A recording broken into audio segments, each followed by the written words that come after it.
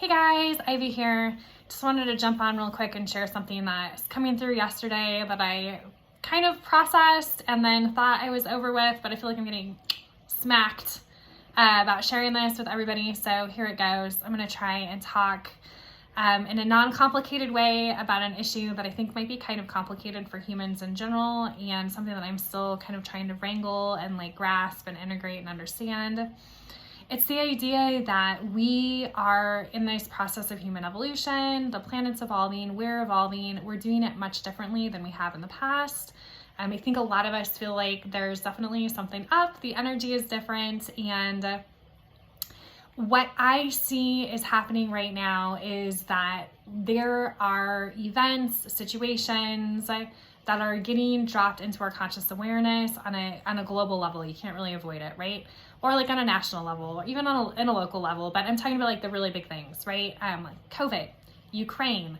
I think for a lot of people, this Roe v. Wade issue. And so I want to kind of talk through and flesh out a little bit from a therapeutic perspective and from a spiritual perspective, how to use these experiences and how to take the right kinds of internal energy to fix, solve, mediate, metabolize what's happening globally.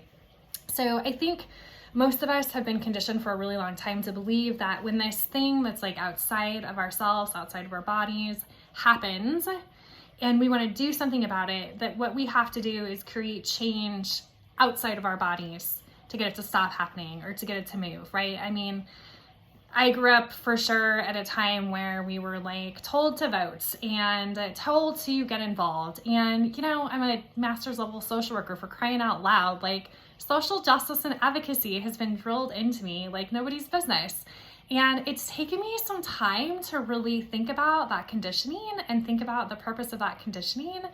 And though I absolutely agree that if it is in your signature, it is in your energy, it's in your soul to do these things, to take on these roles, then please, please, please do them.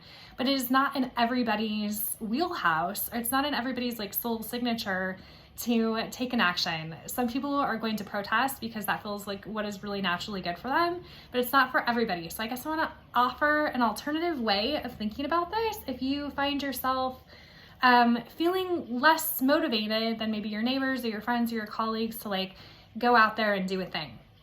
So when we get these big moments kind of dropped into the collective consciousness field, and I'm going to use Roe v. Wade because that's what came up yesterday and it's really clear in my mind and I think I'll be able to describe it better. I want everybody to just take a minute and really think about their own internal reactions that they're having to these big, big, big decisions. I'm not saying they're not big decisions. I'm not saying they're not affecting us.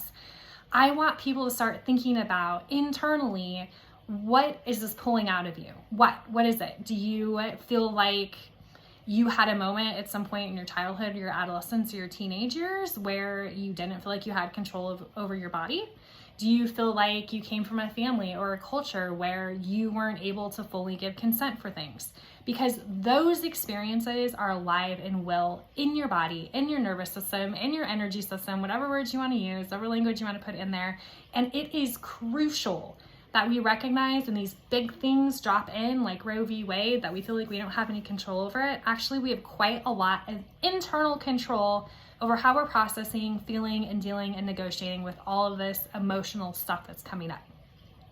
If every individual on the planet who is feeling impacted by Roe v. Wade could get into their bodies, feel their body sensations, feel their feelings, understand it, metabolize it, connect it to their own conditioning, their own history, their own programming, and move it out of their system, and then respond with clear mind, with an open vessel, I think we would be making a heck of a lot more progress towards sovereignty, individual rights, bodily autonomy, all those things that this is bringing up for people, right? But instead what's happening is that people are getting triggered.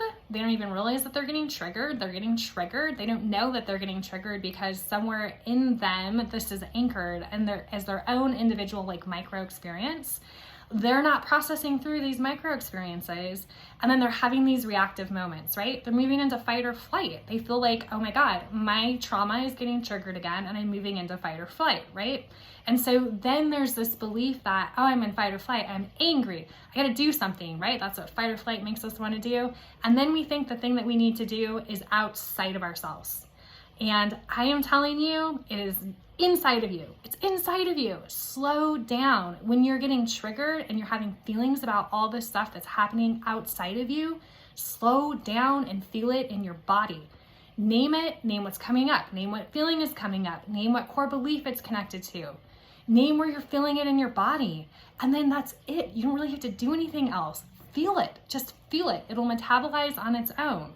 If every single person could get in the habit of metabolizing their own micro experience that's getting triggered by these macro experiences out there, we would be rooted, we would be grounded, and we would be coming at this from a much, much different, better angle with more clarity. So it is pertinent that we see when these things drop in, these big things that we are getting triggered by, that we really stop and slow down and feel what we feel and notice what we notice, observe what we observe, and let it move through. One, because you need to for yourself, because you got trauma in there. And the second is, if you really want to help the collective, if you really want to get into like macro level social change and social justice, the best way to do that is to clear your own stuff out. So I hope this all makes sense. I am by no means dismissing social justice or advocating or protesting. If it's in you to go and do that and it feels really good, great, go do that. But please, first, recognize this is connected to your own trauma. Okay, I hope this makes sense. I hope that's helpful for someone out there, and we'll talk to you guys soon. Bye-bye.